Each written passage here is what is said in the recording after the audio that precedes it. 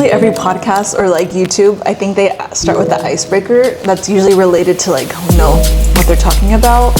So like, what do I want this icebreaker to be? And since like I feel like I really do like talking honestly about things, for better or for worse, Right. I don't know, but the icebreaker for both of us will be kind of like honest, like sharing honestly where we are at right now in life. Like usually they ask people at work ask like, how are you doing? And you're just kind of like, fine. good, I'm fine. But just kind of digging a little deeper onto, how are you and where are you at in life right now, and things like that. And then I'll share after. Okay, yeah. So, as you know, I've just got done being fun employed for like 6 weeks, and Sorry. Let's introduce yourself. Oh, sorry. Sorry. I had to remind myself to tell you that. Introduce yourself and then like your handles, and we'll do it in the beginning and we'll do it at the end again. Okay. Just to see where it flows. So. Okay, yeah. So you know me, I'm Yolanda Ramos, a licensed clinical social worker. I do telehealth online currently, and I'm also the founder of Clinical Comadre LLC. It's my social media handle, and I do a lot of work with grief through my LLC. And I realized as a therapist that yes, of course, therapy is powerful and can be a wonderful tool. I also recently have learned to tap into more of like my inner knowing, I would say. And I'm wanting to lean more towards less Western modalities of like helping others and healing, like using my intuition more when I work with somebody. And obviously I know as a LCSW, that's not what like a therapy session is for. So I do things like that in Clinical Comadre. We just had our first workshop that I've had in like years. So that was really fun. And the goal is for one day for Clinical Comadre to like sustain our family as a business, to be able to do just that one day. Yay! Thanks. Yeah, you did have your workshop last week, and it sounded like a lot of people were like, I think I saw you repost stories and stuff of it, and it sounded like it's what people needed. And that's nice to have like that offering where kind of meets people where they're at. So awesome. True. For me, where am I at right now? I'm in more transitions. I feel like the last year and a half has been like a lot of transitions, which they're all good. So just transitioning, with the house stuff, we'll be moving probably within the next 2 months. So packing up. Even though it's good, I feel like it can be unsettling too, because it's like a lot of work of packing, getting resettled and things, but it's all for the good, and I'm excited about that. So just kind of anticipating that, and honestly, luckily right now, work is chill. Nice. Which is such a nice thing, because it's a new program. We're honestly building it from the bottom up. Cool. So we don't have any clients yet. So the last several weeks, like we just been doing outreach, getting decorations. So it's been a nice way to kind of slowly transition back into like a therapy role after like leaving community mental health and burnout, and still get paid for it, to be honest. Like still get paid the full like 40 hours a week kind of a thing. So it's been a nice transition. So I've been appreciating that. Right on. Cool. Going back to like where I'm at, I've been feeling a little anxious actually. I think just about the future. Last night, actually, I had a dream that somebody in my family died. And I shared that with my husband this morning, and he was kind of like, what, like, oh my gosh. But I'm like, what I've learned again, because I'm like tapping more into spirituality and stuff. When I dream about death like that, it's usually more symbolic for maybe like a part of, I don't know, my ego dying, or I don't know, just a part of me that no longer serves me, right? And typically when I dream of death, it's also a message of like I'm stepping into maybe like a new version of myself, right? Oh, that's exciting. Yeah, so I'm like, okay, what's anxious coming but next? exciting to be like symbolic of what can be like happening for you, or kind of what the direction you could be going and stuff. And I know you talked about like wanting Clinical Comadre to like be a sustaining business, so maybe that's like the direction you're fingers crossed. right, like, that you're going to. So yeah, that's exciting. Yeah.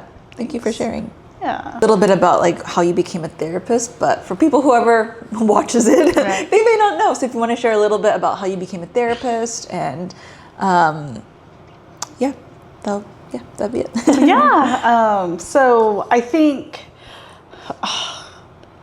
about like my 20s and where I was at in life, and I had no like thoughts about being a therapist. I was substitute teaching, and then I was a ABA therapist for a while, and I realized I don't love working like with just children, I guess. God bless educators, and because I subbed for 2 years and Yeah. got burnt out with that. Yeah. And I realized, like, I think whatever I do, though, I'm going to help people, right?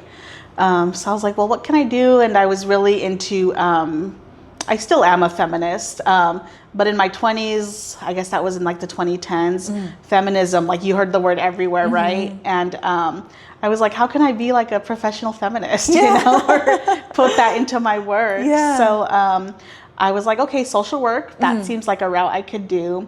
And then I was like, I think I want to be a therapist. Like, it seems fun, and I think it's just where I should be going next. Yeah. And then I remembered I was in 8th grade, and they had career day, and they had a psychologist come in, and I was like on the edge of my seat the whole time, like, wow, you do that, you know? Yeah. And, so I was like, oh, that's cool. Like, I'm doing now what I wanted to do when I was like, you know, a adolescent, preteen, Yeah. or whatever. And then, so yeah, because my bachelor's is in English literature, and I thought for the longest time, oh, I want to be a journalist, go work at a magazine or something. That didn't work out. Just wasn't part of my path, I guess. And I applied to graduate school. I moved to Fresno, went to Fresno State. My internship experience was at the school setting my first year. And then I went to Fresno County, and I worked with individuals who were conserved, right, like experienced severe psychosis. Yeah. And through my work, actually with working with individuals who experience psychosis and adults, I realized like, oh, I think I really like for working with adults versus like at the school setting and whatnot. Because I don't know, have you ever been at a school site or? At my last role, we did have to go to the schools, but it was kind of like our own thing. Like, we just checked in with the office, or like, hey, pull out the student, and they gave us a room. So it was more like drop-in sessions, opposed to working with like, probably how you had to do it. Yeah. So in a previous role as well, mine was like that.